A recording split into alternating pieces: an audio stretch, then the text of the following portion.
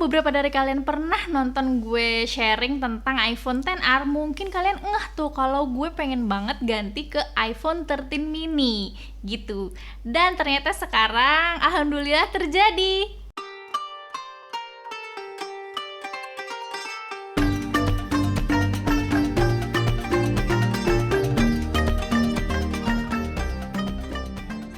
Kali ini gue bukan mau cerita, gue mau curhat. Mungkin waktu gue bikin gue di video yang sebelumnya yang 10R itu, mungkin ada di antara kalian yang mengamini doa gue sehingga gue terlaksana meskipun bukan warna pink sekali lagi. Gue masih berharap, kemarin tuh sempet ya ada loh warna pink, tapi gue posisinya udah beli. Gila, pas gue beli tuh nggak ada warna pink gitu ya. Nggak apa-apa, masih bisa pakai casing. Nah, ini adalah iPhone 13 mini yang base model, jadi ini yang 128GB. Apa ya yang membuat gue pada akhirnya gue tuh pengen banget ganti 13 mini, selain karena dia terbaru, juga gue tuh suka banget sama desainnya. Dia tuh kecil nih, dipegang pakai satu tangan tuh gampang. Jadi gue waktu 10R itu sejujurnya gue agak merasa dia tuh besar gitu. Emang enak buat nonton gitu, tapi gue harus pakai dua tangan. Nah, kalau ini gue bisa pakai satu tangan. iPhone pertama yang gue incer dulu sebenarnya adalah iPhone 5 yang mirip banget. Jadi ternyata gue belum terlalu move on ya, karena dulu belum ada rezekinya buat iPhone 5, dan memang waktu itu gue belum berani berpindah ke ekosistemnya Apple. Jadi waktu itu ya udahlah. Dan sekarang ternyata bisa kesampaian di ini gitu.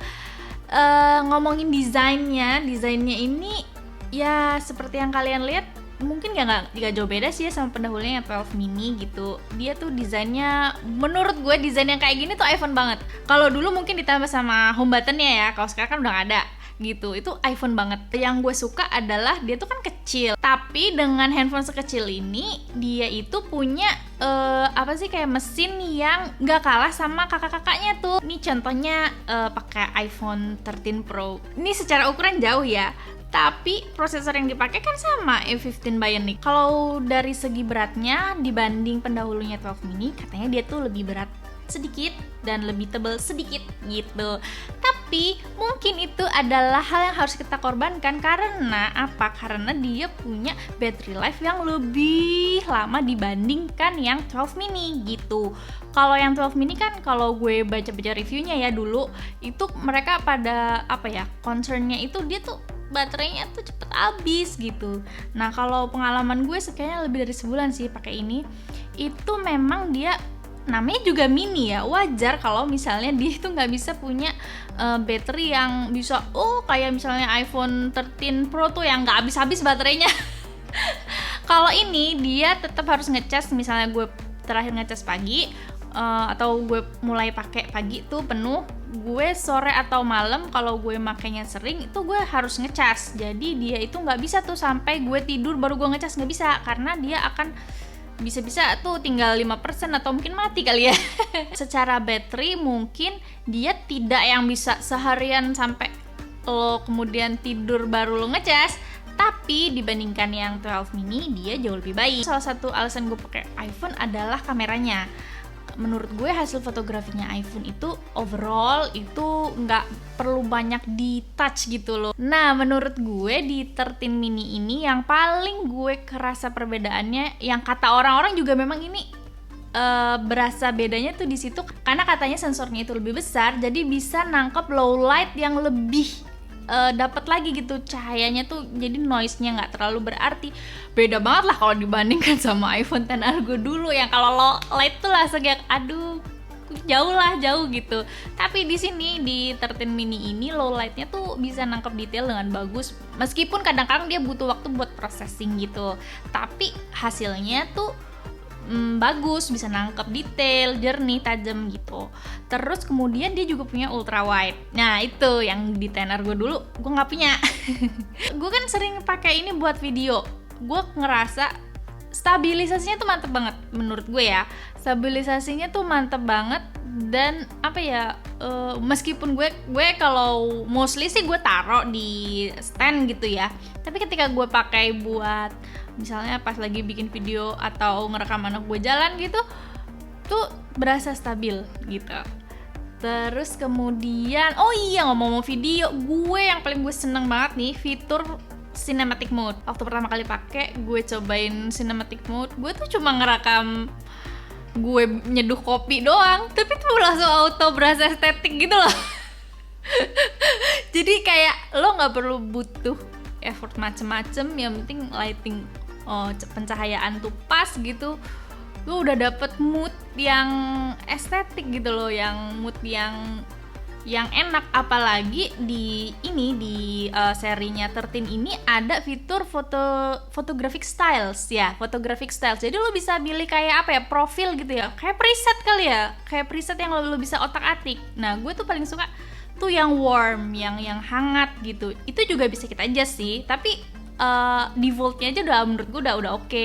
Misalnya lo suka yang cool juga ada, yang vibrant juga ada. Jadi ada beberapa pilihan photographic style yang bisa kalian adjust tuh, bisa di-tune tuh. Cuma memang dibanding kakak-kakaknya nih 13 Pro, 13 Max gitu, dia ini nggak punya lensa tele seperti yang kalian lihat kameranya. Nih cuma segini, dia nggak punya lensa tele. Terus dia itu nggak bisa mode yang RAW, yang Pro RAW itu nggak bisa. Ya kalau lo mau fotografi yang RAW dan segala macam, ya mungkin better lo pindah ke yang kameranya lebih advance lah gitu. Yang gue seneng base modelnya ini itu udah 128 GB. Menurut gue itu improvement yang ya gue nggak perlu kayak upgrade gitu, base modelnya aja gue udah menurut gue udah lega gitu. Dengan harganya 128 GB itu menurut gue udah oke lah. Gue kayak aplikasi tuh gue memang nggak punya aplikasi game ya, jadi gue mostly pakai buat entertainment sama belanja. Yang tadinya gue tuh ya member gue cuma 1-2 doang yang bisa gue install, termasuk Peduli Lindungi. Sekarang tuh udah nambah tuh member yang bisa gue install tuh. Biasanya tuh gue ragu-ragu mau install karena aduh menu-menuhin gitu. Senangnya itu adalah kayak misalnya gue sering pakai Lightroom, gue sering pakai LumaFusion. Nah gue nggak masalah karena cepet banget prosesnya. Memang sih pas lagi proses masukin loadingnya tuh lama. Kalau lo pakai LumaFusion di iPhone dan lo pakai cinematic mode itu berat banget, bener. Itu pas loadingnya tuh mungkin karena cinematic mode jadi dia itu emang filenya tuh udah dasarnya berat gitu.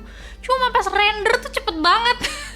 Gue nonton sendiri, gue lebih prefer nonton di handphone. Menurut gue lebih private gitu. Nah itu gue seneng karena dia tuh bisa dipegang satu tangan. Yang biasanya bisa sih, tapi lebih pegel gitu. Kalau yang ini tuh kayak gue nggak pegel-pegel gitu loh dipegang pakai satu tangan.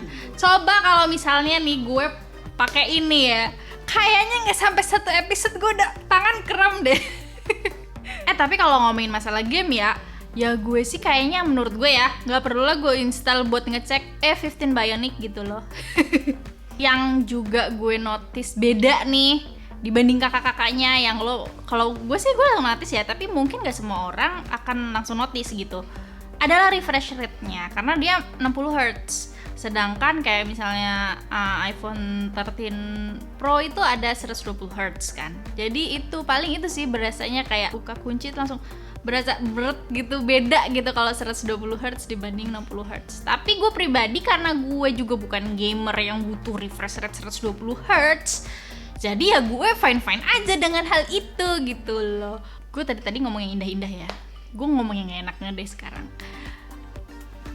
Tapi gue bingung sih ngomong gak enaknya apa, karena gue pribadi sangat puas punya ini dengan harga segitu, walaupun tanpa kepala charger ya. Ya kalau ngomongin kepala charger bukan berarti gue mendukung, wah ini mah dia cuma alasan doang si Apple karena dia mau ngirit. Ya terserah dia mau ngirit, itu strategi marketing mereka gitu ya. Tapi menurut gue itu sebenarnya bisa menjadi pilihan gitu. Gini deh, sekarang tuh iPhone semakin murah menurut gue ya.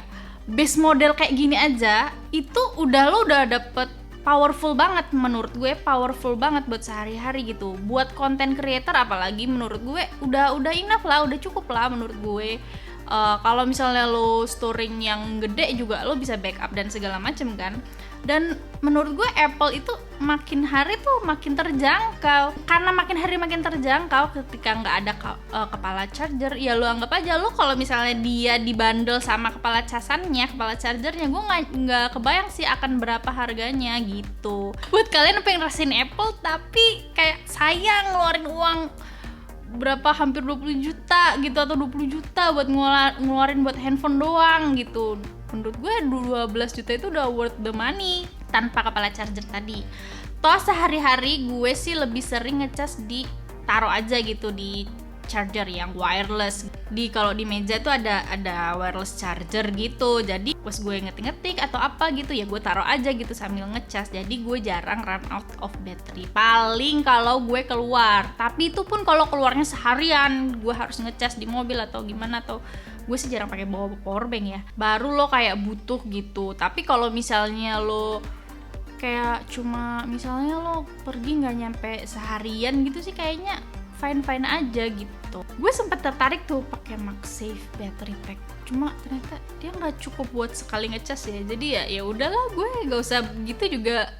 Kalau ketika gue pergi jauh, yang penting make sure sebelum lo pergi lo charge sampai 100%. Terus ya lo pinter-pinter lah di jalan, jangan terlalu lo udah tahu keluar rumah nggak bawa power bank terus lo mabar sama teman-teman berjam-jam, ya matilah tuh handphone. Ya paling ini buat overall sih, itu buat semua iPhone, nggak cuma dia doang. Adalah kapan ya dia tuh nggak pakai Lightning lagi, biar sama gitu. iPad aja sekarang udah pakai Type C, kenapa dia masih pakai Lightning? Kenapa?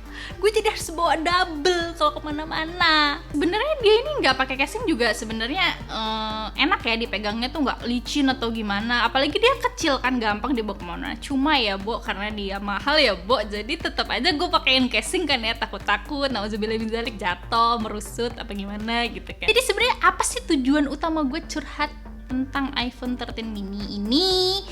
Tak lain tak bukan adalah untuk racunin kalian. Enggak. Barangkali ada yang di antara kalian nih yang lagi ada rezeki lebih, pengen ganti handphone, misalnya pakai iPhone lama atau mungkin bukan pakai iPhone, terus abis itu pengen nyobain iPhone generasi terbaru tapi masih ragu atau budgetnya mentok. Kalau kalian istilahnya cuma punya pilihan, ibaratnya ya, cuma punya pilihan ya gimana nih, gue cuma sanggup iPhone 13 mini yang base model. Menurut gue nggak masalah, itu sangat worth the money menurut gue, worth the money. Karena gue pribadi kalau gue suruh ganti ke iPhone yang kakak-kakaknya, gue juga nggak mau sih, kayaknya gue nggak bakal mau sih. Kalau memorinya lebih gede mungkin gue masih mau ganti, walaupun menurut gue base modelnya udah cukup gitu. Terus dia tuh enak, handy, dipegang itu tuh gampang. Lu kalau misalnya lu orang yang sibuk gitu kan, kemana-mana mobile gitu, dikantongin aja nggak berasa Bo gitu. Kalau misalnya lo adalah orang yang ya misalnya berangkat dari iPhone yang lama, upgrade-nya tuh jauh banget. Bahkan ini tuh paling worth the money di seri 13 itu gitu. Dia karena dia yang paling murah ya, worth the money, tapi itu nggak banyak sacrifice-nya. Terus habis itu kalau misalnya lo adalah orang yang suka fotografi, suka bikin konten, kameranya udah oke banget. Cuma 2, tapi yakin deh 2 itu udah enough buat lo bikin konten-konten. Kalau sekedar cuma konten-konten kayak Instagram, TikTok gitu udah oke banget gitu. Apalagi dengan fitur-fitur barunya kayak cinematic mode, photographic style yang bisa lo, jadi enak kan, lo jadi kayak punya preset gitu, lo bisa bikin feed lo atau konten lo itu jadi seragam gitu. So kalau kalian itu suka yang handphone kecil kayak gini, menurut gue sih ya, karena kita nggak tahu ke depannya itu kalau mini nggak ada itu akan diganti apa. Menurut gue pilihan lo membeli mini sekarang, 13 mini itu salah satu pilihan bijak yang lo bisa ambil gitu. Oh iya, jangan lupa belinya di Tokopedia. Gue berkali-kali tuh nanya, chat ke adminnya, responsif, proses ngirimnya juga cepet. So I do recommend juga Tokopedia. Nah, jadi sekian curhatan sekaligus racun dari gue. Terus kalau kalian pengen ngabisin THR dengan beli handphone, beli iPhone, jangan lupa belinya di Tokopedia. Oke, sekian, gue Fitri dari Main Lagi pamit. Bye. Assalamualaikum warahmatullahi wabarakatuh.